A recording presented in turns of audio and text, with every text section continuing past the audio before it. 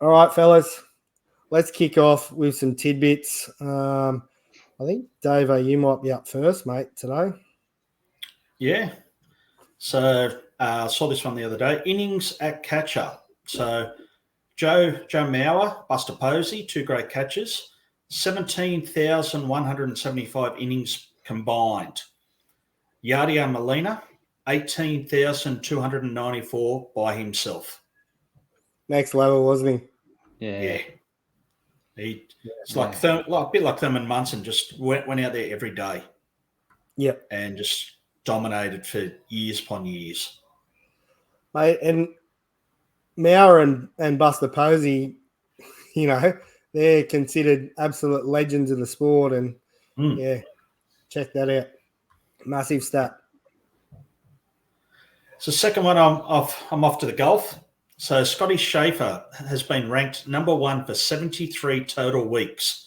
To catch Tiger's record for total weeks at number one, Schaffer needs to hold the top spot continuously until October 21, 2035. That's just... It's only a little bit, isn't it? That's insane. It blows your mind thinking like how long he'd have to stay at number one to beat Tiger's record. Yeah, insane. And now you look back at golf back then and, he was winning everything and couldn't do anything wrong.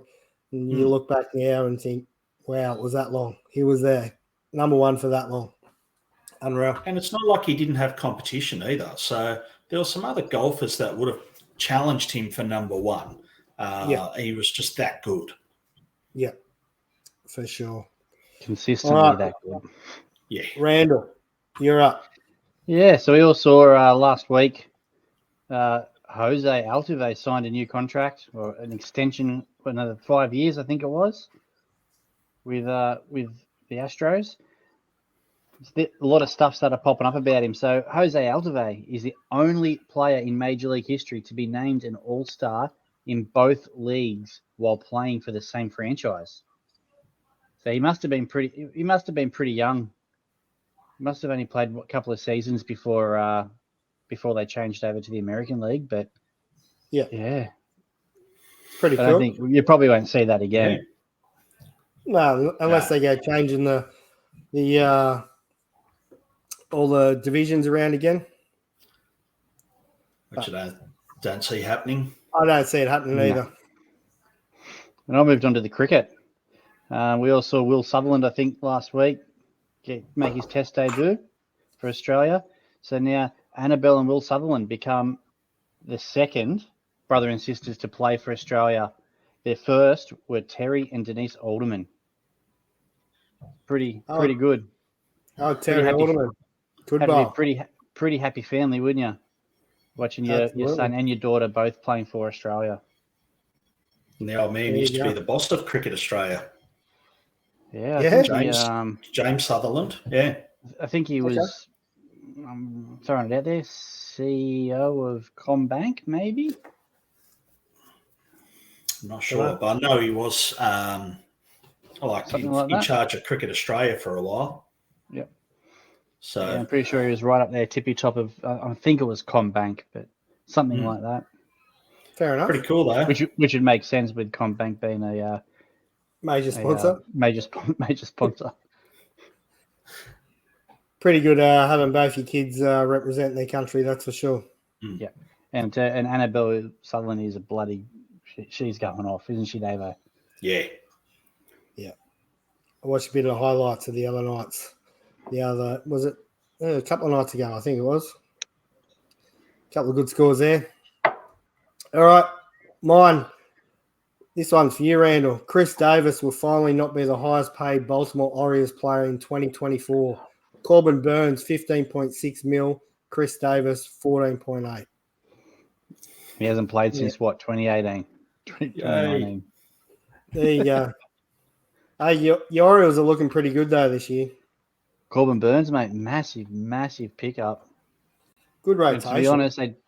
To be honest, didn't really lose much. DL Hall's a little bit of a loss, but he's had a few chances and hasn't really, come to the party. And I can't remember the other guy.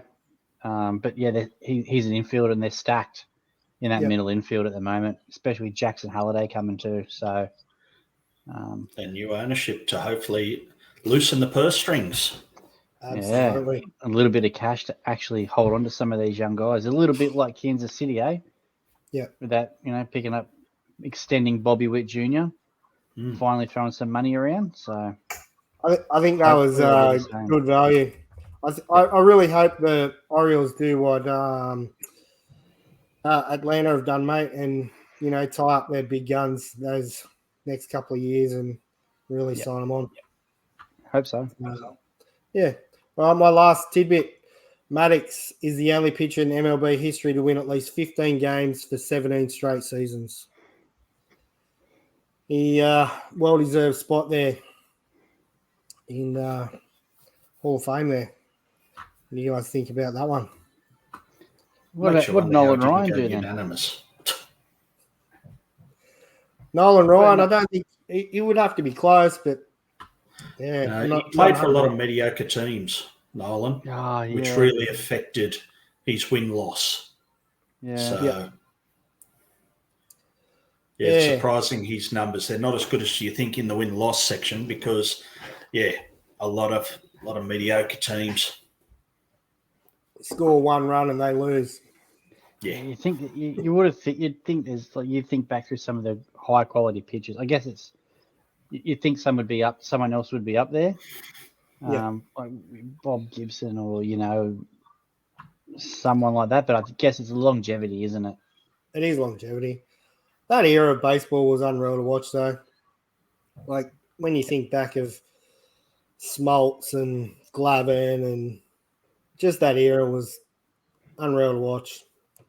And the All-Star home run derbies, like Maguire and Sosa going off, Frank Thomas and Griffey, Juan Gonzalez, give us that any day of the week. Big Jim Tomey. All blokes with biceps as round as my midsection. Yeah. Actually, I forgot to put in your Barry Bonds thing.